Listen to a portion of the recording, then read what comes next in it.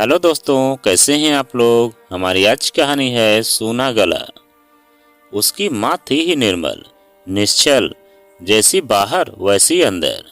छल प्रपंच, घृणा और लालच से कोसों दूर। सबके सुख से सुखी, सबके दुख से दुखी। कभी कभी अनुभव अपनी माँ के स्वभाव की सादगी देखकर अचंभित रह जाता कि आज के प्रपंची युग में भी उसकी माँ जैसे लोग हैं। विश्वास नहीं होता था उसे। बचपन से ही अनुभव देखता आ रहा था कि माँ हर हाल में संतुष्ट रहती। पापा जो भी कमा कर उनके हाथ में थमा देते, बिना किसी शिकवा शिकायत के उसी में जोड़ तोड़ बिठाकर वह अपना घर चलाती। कभी अपने अभावों का पोटला किसी के सामने नहीं खोलती। तभी माँ की नजर उस पर पड़ गई। अरे, तू कब जाग गया और ऐसे क्या टुकुर टुकुर देखे जा रहा है। माँ की स्निग्ध हंसी ने उसे ममता से सरोबार कर दिया। बस यूं ही आपको अलमारी ठीक करते देख रहा था। वह कैसे कह देता कि कमरे में बैठा उनके निश्चल स्वभाव और संघर्षपूर्ण त्याग में जीवन का लेखा जोखा कर रहा था। उनके अपने परिवार के लिए किए गए समर्पण और संघर्ष का, उस सूने गले का जो कभी भारी भरकम सोने की जंजीर से सजा सवरा उनकी संपन्नता का प्रतीक था। पिछले 5 वर्षों से उसके नौकरी करने के बाद भी माँ का गला सूना ही पड़ा था। माँ को खुद महसूस हो या ना हो, लेकिन जब भी उसकी नजर माँ के सूने गले पर पड़ती, माँ में एक भूख सी उठती। उसे लगता जैसे उनके जीवन का सारा सूनापन उनके खाली गले और कानों पर सिमट आया हो। इतनी श्रीहीन तो वह तब भी नहीं लगती थी जब पापा की मृत्यु के बाद उनकी दुनिया ही उजड़ गई थी। अनुभव ने होश संभालने के बाद से ही माँ के गले में एक मोटी सी जंजीर और कानों में मीनाकारी वाले कर्णफूल ही देखे थे। तब माँ कितनी खुश रहती थी, हरदम हंसती गुनगुनाती। उसकी माँ का चेहरा बिना किसी सौंदर्य प्रसाधन के ही दमकता रहता। फिर माँ की खुशियों और बेफिक्र जिंदगी पर तब पहाड़ टूटकर आग गिरा जब अचानक एक सड़क दुर्घटना में उसके पापा की मौत हो गई। इस असमय आई मुसीबत ने माँ को तो पूरी तरह तोड़ ही दिया। वह सूनी सूनी निगाहों से दीवार को देखती बेजान सी महीनों पड़ी रही। लेकिन जल्दी ही माँ अपने बच्चों के बदहवासी और सदमे से रोते सहमे चेहरे देखकर अपनी व्यथा दिल में ही दबा उन्हें संभालने में जुट गई थी। एक नई जिम्मेदारी के एहसास ने उन्हें फिर से जीवन की मुख्य धारा से जोड़ दिया था। पति के न रहने से एकाएक ढेरों कठिनाइयां उनके सामने आ खड़ी हुई थी। पैसों की कमी, जानकारियों का अभाव, कदम कदम पर जिंदगी उनकी परीक्षा ले रही थी। उनका खुद का बनाया संसार उनकी आंखों के सामने नष्ट होने लगा। लेकिन माँ ने धैर्य का पल्लू कसकर थामे रखा। बचपन में पिता और बाद में पति के संरक्षण में रहने के कारण माँ का कभी दुनियादारी और उसके छल प्रपंच से आमना सामना हुआ ही नहीं था। अब हर कदम पर उनका सामना वैसे ही लोगों से हो रहा था। लेकिन कहते हैं न कि समय और अभाव आदमी को सब कुछ सिखा देता है। माँ भी दुनियादारी सीखने लगी थी। माँ अपने टूटते आत्मबल और अपनी सारी अंतर्वेदनाओं को अपने अंतस में छिपाए सामान्य बहने रहने की कोशिश करती रहती। लेकिन उनकी तमाम कोशिशों के बावजूद अनुभव से कुछ भी छिपा नहीं था। वही एकमात्र गवाह था माँ के कतरा कतरा टूटने और जुड़ने का। कितनी बार ही उसने देखा था माँ को रात में अपने बच्चों से छिप कर रोते, पापा को याद कर तड़पते। तब उसके दिल में तड़प सी उठती थी कि कैसे क्या करे जो माँ के सारे दुख हर ले। वह चाह कर भी माँ के लिए कुछ नहीं कर पाया, जबकि माँ ने उन दोनों भाई बहनों का जीवन संवारने के लिए जो कर दिखाया सभी के लिए असातीत था। क्या नहीं किया माँ ने। पोस्ट ऑफिस की एजेंसी, स्कूल की नौकरी, ट्यूशन, कपड़ों की सिलाई, यानी एक एक पैसे के लिए संघर्ष करती। जब भी वह माँ के संघर्ष से विचलित होकर अपने लिए काम ढूंढता, माँ उसे काम करने की इजाजत ही नहीं देती। बस उन्हें एक ही धुन थी कि किसी तरह उनका बेटा पढ़ लिख कर सरकारी नौकरी में ऊंचा पद प्राप्त कर ले। पापा के साथ जब वह भयंकर दुर्घटना हुई थी, तब अनुभव ग्रामी में पड़ता था। माँ बेटा दोनों ही व्यापार में पूरी तरह कोरे थे, जिसका फायदा व्यापार में उसके पिता के साथ काम कर रहे दूसरे लोगों ने उठाया और व्यापार में लगा उसे पापा का करीब करीब सारा पैसा डूब गया। थोड़ा बहुत जो भी पैसा बचा था सिंधु दीदी की शादी का ख्याल कर माँ ने बैंक में जमा करवा दिया। सिंधु दीदी की शादी में सारी जमा पूंजी के साथ साथ माँ के करीब करीब सारे गहने निकल गए थे। फिर भी माँ बेहद खुश थी। सिंधु को सुंदर, संस्कारी और विवेकशील पति के साथ साथ ससुराल में संपन्नता भरा परिवार जो मिला था। सिंधु दीदी की शादी के बाद 3-4 वर्ष बड़े संघर्षपूर्ण रहे। स्नातक करने के बाद अनुभव नौकरी प्राप्त करने के लिए अभियान में जुट गया। जल्दी ही उसे सफलता भी मिली। एक बैंक अधिकारी के पद पर उसकी नियुक्ति हो गई। इस दौरान जगह जगह इतने फॉर्म भरने पड़े कि गहनों के नाम पर माँ के गले में बची एकमात्र जंजीर भी उतर गई। माँ की साड़ी पर भी जगह जगह पैबंद नजर आने लगे थे। इतनी विकट परिस्थिति में भी माँ ने हिम्मत नहीं हारी। न ही किसी रिश्तेदार के घर आर्थिक तंगी का रोना रोने या सहायता मांगने गई। परिस्थिति ने उन्हें धरती सा सहिष्णु बना दिया था। नौकरी मिलने के बाद जब उसने पहली सैलरी माँ को सौंपी थी, तब खुशी के आंसू पोंछती माँ ने उसे गले से लगा लिया था। अरे पगले, माँ भला इन रुपयों को क्या करेगी? अब तो सारी जिम्मेदारियां तू ही संभाल, मैं तो बस बैठे बैठे आराम करूंगी। इसके बाद भी अनुभव हर महीने तनख्वाह का सारा पैसा लाकर माँ के हाथों में देता रहा और माँ पूर्ववत घर चलाती रही। शादी के लिए आए कई प्रस्तावों में से माँ को स्वाति की सुंदरता ने इस कदर प्रभावित किया कि बिना ज्यादा खोजबीन किए वे स्वाति से उसकी शादी करने के लिए तैयार हो गईं। जब दहेज की बात आई तो उन्होंने शादी में किसी तरह का दहेज लेने से साफ मना कर दिया। ऐसा कर शायद वह अपने पति के उन आदर्शों को कायम रखना चाहती थी जो उन्होंने खुद की शादी में दहेज न लेकर लोगों और समाज के सामने कायम किया था। जितना भी उनके पास पैसा था उसी से उन्होंने शादी की सारी व्यवस्था की।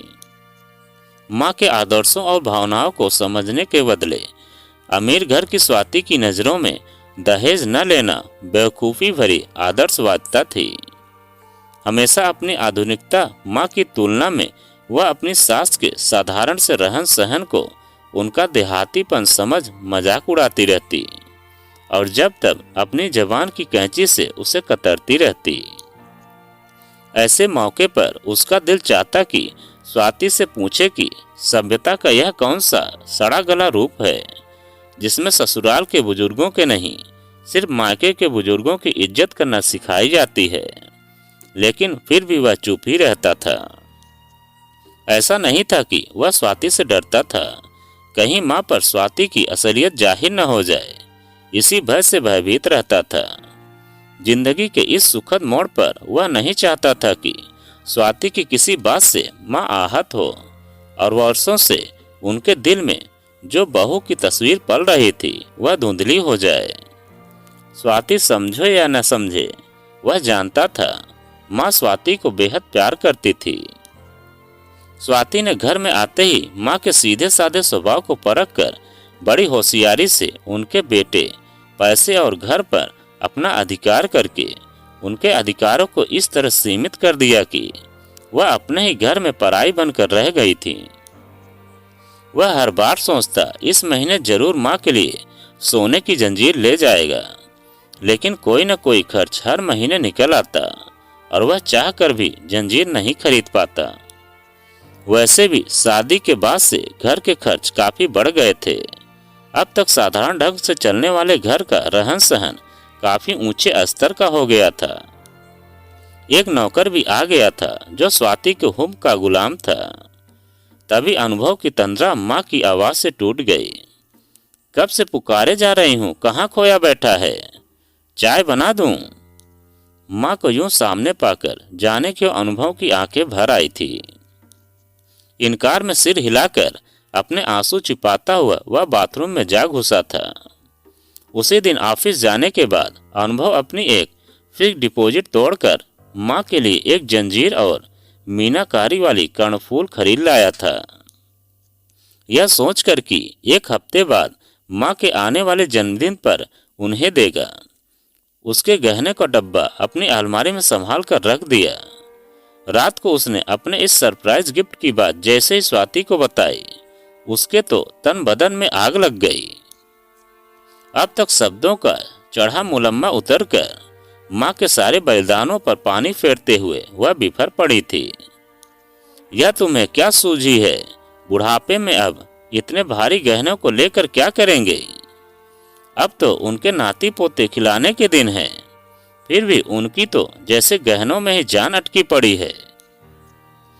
पूरा हफ्ता उस चैन को लेकर स्वाति के साथ उसका शीत युद्ध चलता रहा, फिर भी वह डटा रहा।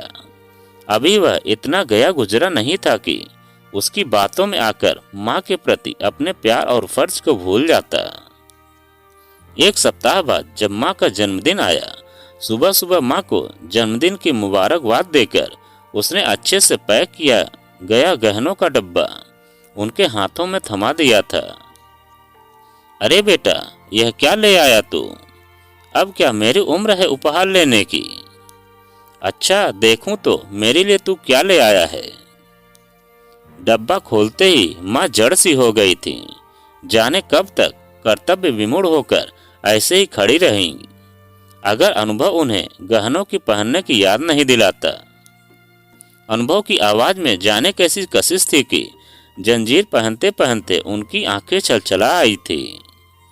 फिर कुछ सोचकर अनुभव का गाल थपथपाकर स्वाति को बुलाने लगी।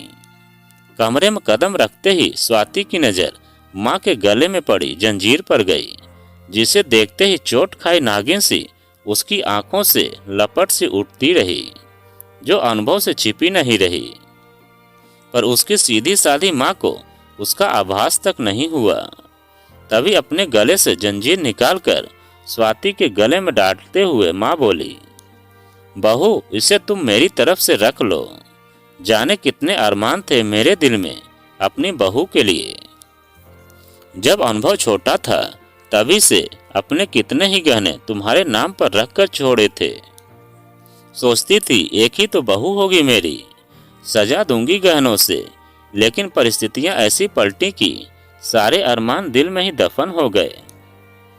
अनुभव अभी कुछ बोलना चाह ही रहा था कि माँ पता नहीं कैसे समझ गई। तो कुछ नहीं बोलेगा, यह मेरे और बहू के बीच की बातें हैं। वैसे भी इस उम्र में मैं गहनों का क्या करूंगी। माँ के इस अप्रत्याशित फैसले ने स्वाति को भौचक कर दिया था। अपने छोटेपन का आभास होते ही वह अनुभव से नजरें नहीं मिला पा रही थी। उसकी सारी कुटिलताएं माँ के सीधेपन के सामने धराशायी हो चुकी थी। जिस जंजीर के लिए उसने अपने पति का जीना हराम कर रखा था, इतनी आसानी से माँ उसे सौंप चुकी थी। स्वाति की नजरों में आज पहली बार सास के लिए सच्ची श्रद्धा उत्पन्न हुई थी। साथ ही यह बात शिद्दत से उसे सूल की तरह चुभ रही थी कि जिस सास को माँ की तुलना में वह हमेशा गंवार और बेवकूफ समझती थी और अपने ससुराल वालों की तुलना में अपने मायके वालों को श्रेष्ठ और आधुनिक दिखाने की कोशिश करती थी, उसकी सास उसी के सरल सादे और ऊंचे संस्कारों के सामने अब उसे अपने माँ बाप छोटे लग रहे थे। दूसरे दिन अनुभव को यह देखकर सुखद आश्चर्य हो रहा था कि स्वाति एक सोने की जंजीर माँ को जबरदस्ती पहना रही थी। माँ के बार बार मना करने पर भी वह जिद पर उतर आई थी। माँ जी, मैंने बड़े प्यार से इसे आपके लिए खरीदा है और अगर आपने लेने से इनकार कर दिया तो मुझे लगेगा कि आपने कभी मुझे बेटी माना ही नहीं। इसके बाद माँ इनकार नहीं कर सकी थी। सदा से ही कम बोलने वाली माँ की आंखों में अपनी बहू के लिए ढेर सारा प्यार और अपनापन उमड़ पड़ा था। माँ की खुशी देखकर अनुभव ने नजरों से ही स्वाति के प्रति अपनी कृतज्ञता जता दी थी, जिसे संभालना स्वाति के लिए मुश्किल हो रहा था। वह नजरें चुराती यहाँ वहाँ काम में व्यस्त होने का नाटक करने लगी। आज पहली बार अपनी गलतियों का एहसास स्वाति को बुरी तरह कचोट रहा था।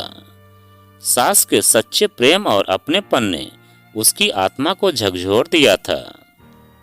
बारी बारी से वे बातें याद आ रही थी जिसका समय रहते उसने कभी कोई मूल्य नहीं समझा था। वह बीमार पड़ती तो सास उसकी देखभाल बड़े प्यार और लगन से अपने बच्चों की तरह करती थी। इतने प्यार और लगन से तो कभी उसकी माँ अपनी माँ ने भी नहीं सेवा की थी। जिस सास ने अपना बेटा, घर, संपत्ति सब कुछ उसे सौंप कर अपना विश्वास, प्यार और सम्मान दिया, उसी सास को महज अपना वर्चस्व साबित करने के लिए उसने घर परिवार से भी बेगाना कर रखा था। शादी के बाद से आज यह पहला अवसर था जब अनुभव उसके किसी काम से इतना खुश और संतुष्ट नजर आ रहा था।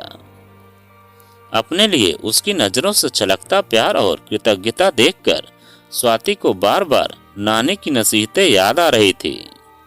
उसकी नानी के पास जब भी उसकी माँ अपनी सास की शिकायतों की पोटली खोलती, नानी उन्हें समझाती, देख सुमित्रा, एक बात तू गांठ बांध ले कि पति के बचपन का पहला प्यार उसकी माँ ही होती है, जिसका तिरस्कार वह कभी बर्दाश्त नहीं कर पाता है।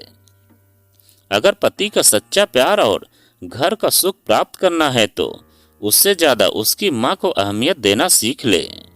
उनकी सेवा कर, उनका ख्याल रखोगी तो कुछ ही दिनों बाद उसी सास में तुम्हें अपनी माँ भी दिखेगी। साथ ही तुम्हें पति को भी अपनी अहमियत जताने की जरूरत नहीं पड़ेगी। वह खुद ही प्यार के अटूट बंधन में बंधा ताउम्र तुम्हारे ही चक्कर लगाएगा। माँ हमेशा नानी की नसीहत को मजाक में उड़ाकर अपनी मनमानी करती। नतीजन अपने सारे रिश्तों से माँ अलग तो हुई ही, पापा के साथ रहते हुए भी जीवन की इस संध्या बेला में काफी अकेली हो गई थी। एकांत पाते ही स्वाति अपने सारे मान अपमान और स्वाभिमान को भूलकर अनुभव के पास आ गई थी। शर्मिंदगी के भाव से भरी उसकी आंखों से अविरल आंसू बह निकले। बिना कुछ कहे पति की शांत और मुग्ध दृष्टि से आश्वस्त होकर स्वाति उसकी बाहों में समा गई थी। स्वाति को अपनी बाहों में समेटते हुए अनुभव को लगा जैसे कई दिनों बाद की बारिश के बाद काले बादल छट गए हैं और आकाश में खिल आई धूप ने मौसम को काफी सुहावना बना दिया है। और उस दिन से स्वाति ने कभी भी अपनी सास का अपमान नहीं किया और सब लोग मिलकर अच्छे से रहने लगे। तो दोस्तों, यह कहानी आपको कैसी लगी कमेंट में लिखकर हमें जरूर बताएं। और आप अगर हमारे चैनल पर नए हैं तो प्लीज़ चैनल को सब्सक्राइब करें और वीडियो को एक लाइक जरूर करें।